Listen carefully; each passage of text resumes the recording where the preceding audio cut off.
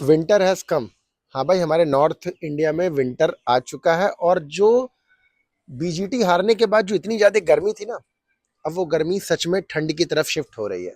और मेरा मतलब सीधा सा ये है कि अब बीजीटी हारने के बाद, वर्ल्ड टेस्ट चैंपियनशिप साइकिल के बाहर होने के बाद, अब हमें अपना मोमेंटम शायद व्हाइट बॉल क्रिकेट की तरफ शिफ्ट करना चाहिए। बेसिकली 22 तारीख से जो इंग्लैंड के अगेंस्ट टी20 सीरीज और ओडीआई सीरीज स्टार्ट हो रही है, वहां मोमेंटम शिफ्ट करना चाहिए। लेकिन उससे पहले ये मुझे लगता है कि हमें बात करनी चाहिए, विराट कोहली रोहित शर्मा पे बात हो रही है तो होनी चाहिए, जो कि टॉपिक ऑफ द टाउन है और होना भी चाहिए।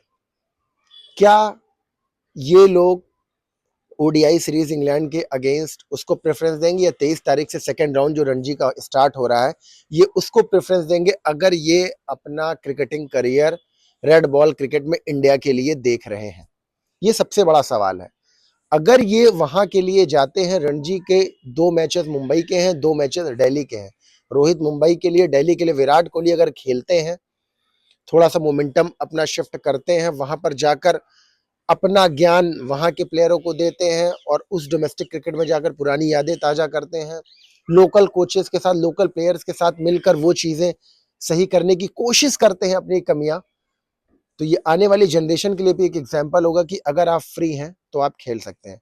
मैं बिल्कुल मानता हूं कि इससे पहले ये दोनों खिलाड़ी तीनों फॉर्मेट खेलते थे, क्रिकेट कुछ ज्यादा होता था, टाइम का थोड़ा सा इशू था, बॉडी को रिलैक्स करने के लिए टाइम नहीं मिलता था, तो ये टेस्ट क्रिकेट या डोमेस्टिक क्रिकेट से दूर रहते थे, टेस्ट क्रिकेट और इंटरनेशनल क्रिकेट को प्रेफरेंस देते थे। लेकिन एक फॉर्मेट छोड़ने के बाद इनके पास इनफ टाइम है कि ये डोमेस्टिक क्रिकेट खेल सकते हैं, तो मुझे लगता है वहां प्रेफरेंस देना चाहिए।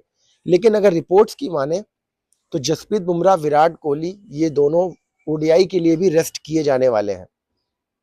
जसप्रीत बुमराह का तो समझ में आता है, लेकिन विराट कोहली का भी अगर रेस्ट करते हैं तो भाई मेरा तो यही है, क्योंकि जो रिपोर्ट्स आ रही कि आज विराट कोहली लंदन के लिए नहीं, आज वो सिडनी से इंडिया के लिए निकल रहे हैं, तो पता नहीं वो वनडे खेलेंगे, वनडे में उनका सिलेक्शन होने वाला है, या वो 23 तारीख से स्टार्ट होने रणजी का सेकंड राउंड खेलेंगे।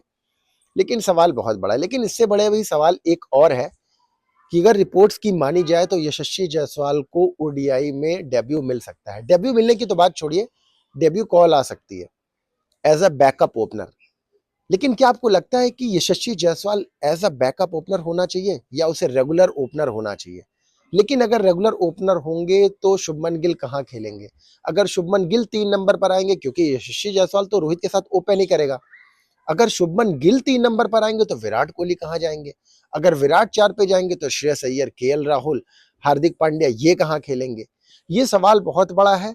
लेकिन बात फिर यही है कि क्या शुभमन गिल हमें वो चीजें दे पा रहा है जो यशस्वी जायसवाल दे सकता है हमें?